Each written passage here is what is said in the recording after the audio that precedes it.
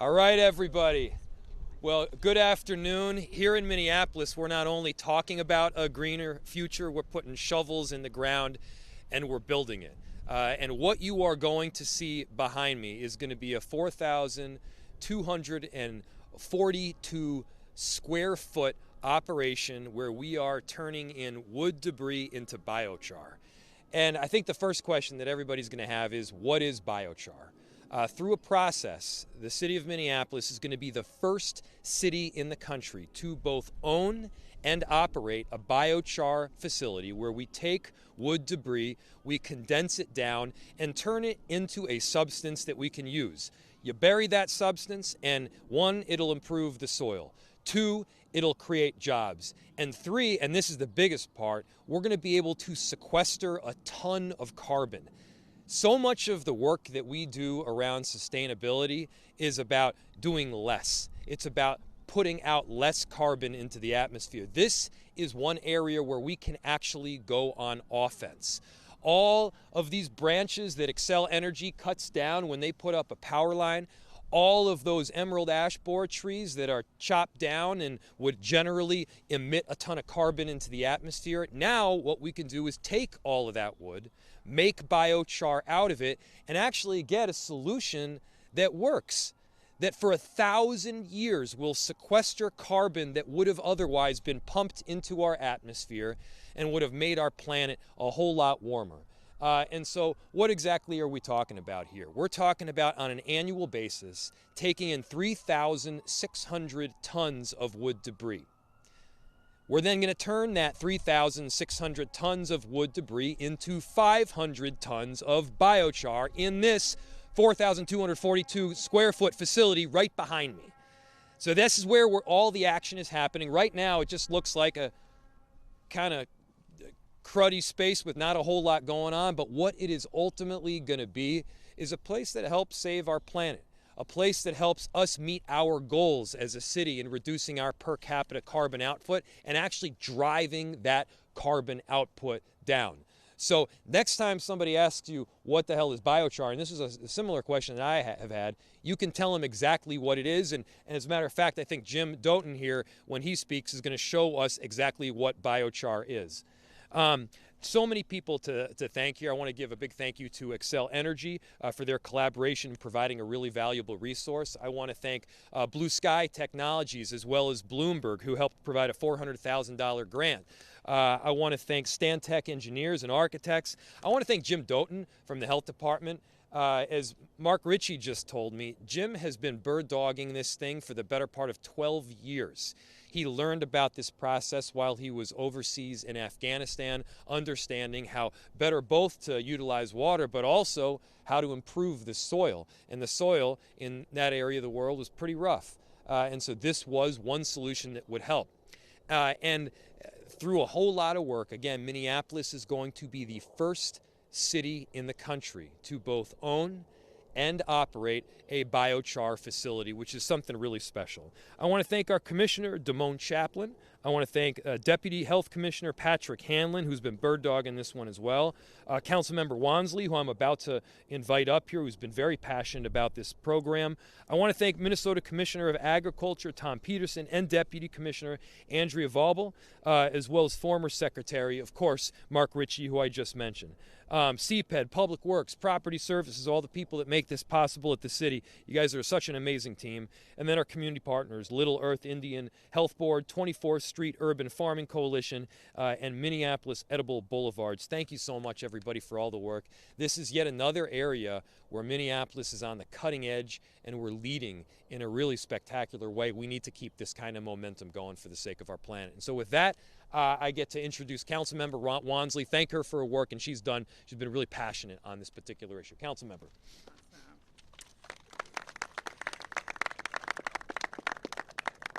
Good afternoon, everyone. I am so excited to be able to celebrate this moment. But again, I am Councilmember Robin Wansley. I represent Ward 2, which is where we are at this afternoon on the Minneapolis City Council. And I am so proud to also be the council member where we get to, as Mayor Fry highlighted, open the city's first, and actually the first city in the country, first biochar facility. And as was highlighted, the council just a few years ago passed a robust policy plan called the Climate Equity Policy that gives us a 10-year vision on how we become a city that is resilient and our climate goals that make sure that we are becoming sustainable and equitable for producing renewable energy and making sure that this planet and this earth outlast all of us for many generations, and that we're giving it over to those generations in a very good state. And biochar is just one of those ways in which we can support that outcome, and also is fully in alignment with our own stated goals within our climate equity policy plan. I also want to emphasize, as Mayor Fry highlighted, that this facility was not made overnight. Also, it was a byproduct of a lot of community conversation. I know because I got many emails from my constituents who also asked, what in the world is biochar? Why is it coming to Ward 2? And how can we leverage it to do something about the trucks that are coming out right now? So I am so thankful for the patience and grace in which our staff really approach this process, and making it very clear about the significance and meaning that this work that we're celebrating today would not only mean for our neighborhood, but for our city and ultimately the country as a whole when it comes to being a leader on climate change. And I think that is especially necessary right now, where we're living under a Trump administration that has made it very clear that they do not support this goal of embracing a future where cities are leading on climate resiliency initiatives such as biochar. So I am very glad to be in a city right now that is saying, in spite of what this administration says, we are going to continue supporting these type of initiatives and not only embracing them, but leading on them, investing in them, and working hand in hand with residents like those that I represent,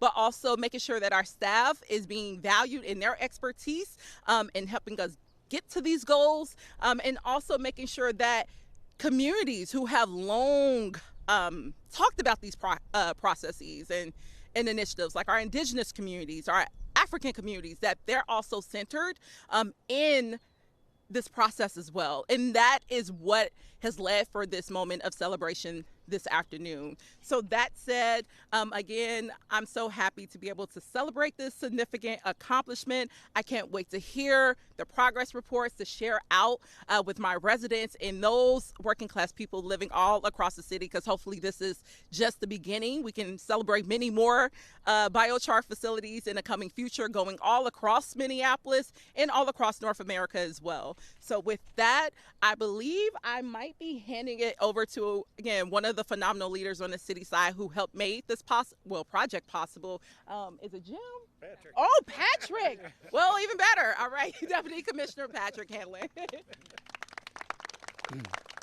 Thank you, Councilmember Wansley. My name is Patrick Hanlon. I'm the Deputy Commissioner of Sustainability, Healthy Homes, and Environment. I think this story is going to need to be a two-part story of the groundbreaking here, and then invite you all back when we start producing biochar, which will be very exciting. Minneapolis is going to be one of 7 cities worldwide focusing on biochar projects, and as the mayor and council member pointed out, we're planning to be the first in the United States going into production here. I want to thank the mayor, Mayor Fry, for believing in this work from day one, even as a council member when he came on. This has been a long time coming to get to this point, and so it's made the work a little bit easier having his support.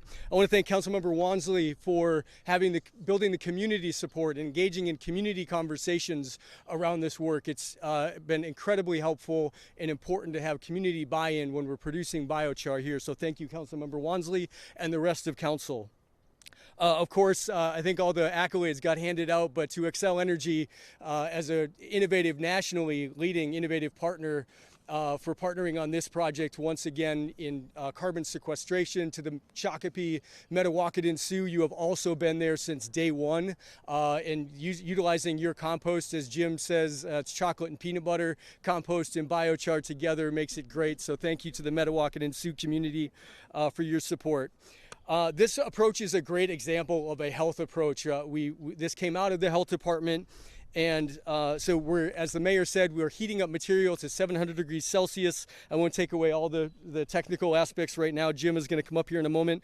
But it's sequestering carbon for over 1,000 years. And as the mayor says, it helps us go on offense on climate change and sequestering carbon. It's our only carbon negative strategy in the climate equity plan. Biochar is also important in helping, as Councilmember Wansley alluded to, the equity piece in making sure that we are putting out this material in improving poor urban soils and getting that material out. When we put this out with the Metawakan and Sioux Community Compost, is getting that out into areas that have poor urban soils and have been impacted by pollution the most.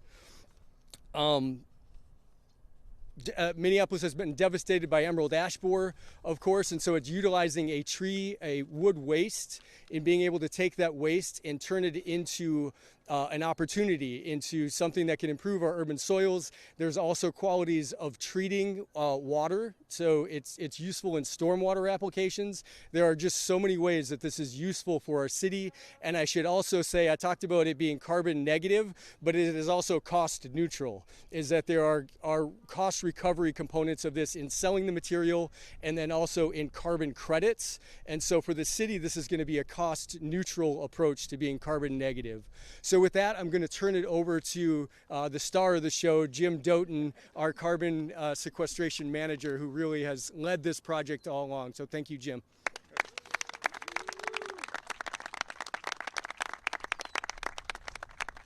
I've got magic tricks.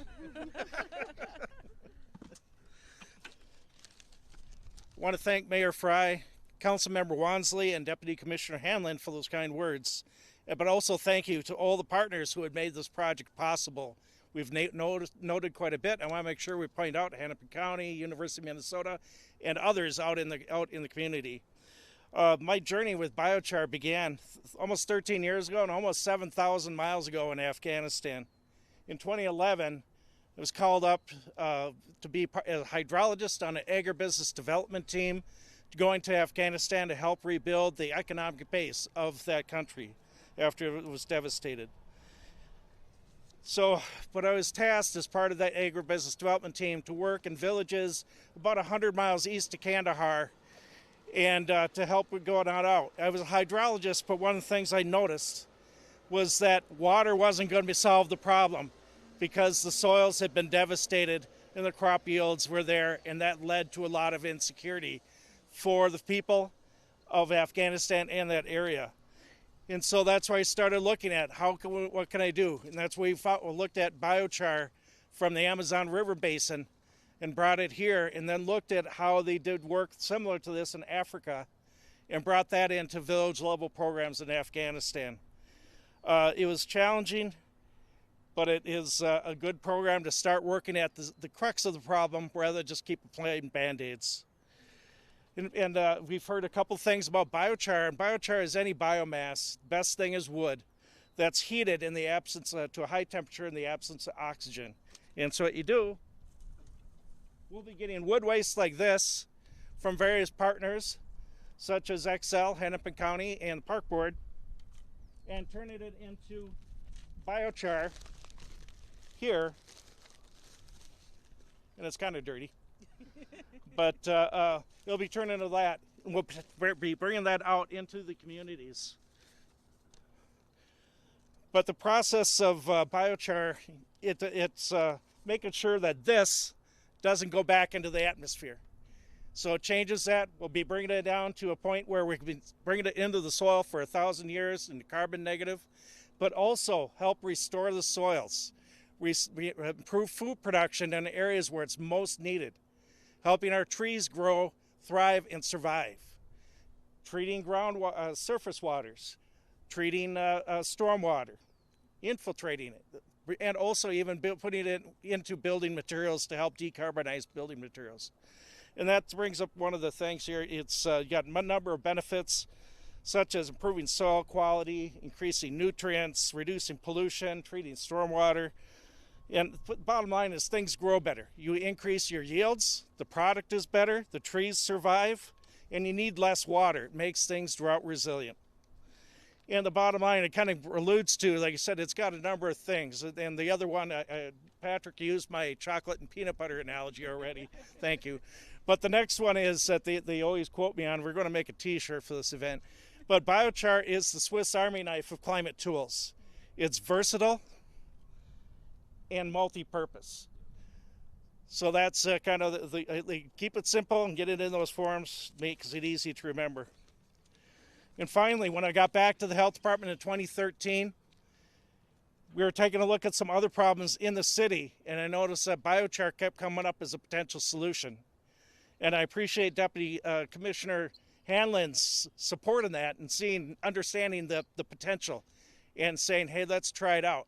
And that's where we started working with the Shakopee, Metawakan, and Sioux to mix biochar with their compost and reaching out to those most affected by climate change and food insecurity in our green zones.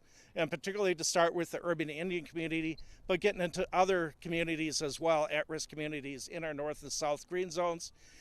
We're keeping an equity focus, and we're also building climate resilience into our neighborhoods. And as you said, this is our only carbon negative technology we have in our climate equity plan. So this brings us here today, which is going to be the future site of the Minneapolis Biochar facility. And I'd like to thanks to help our partners earlier. This 13-year journey has found a home in Minneapolis. And we look forward to the next leg of this project, construction and biochar production. And we just said it early with Mark Ritchie here coming up with a comment, is that this isn't the start of something new. This is the end of the beginning, and we're getting into the actually functioning and doing things. And what I want to do now is say thank you very much for all the support that we've had to come to this point, and I'm going to turn it back to Mayor Fry for questions. Thank you, Jim. Thank you. So as you can see, long journey to get here. Happy to answer any questions you might have. Do you have a completion date or an earmark for when the plant will be in operation? So, question is completion date. Yeah. We're actually starting here right now. The first part will take about 2 months to do the grading utilities and such, and then we're going into construction. We're hoping to have completion around first part of fall. Any others? Thanks, everybody. Appreciate it.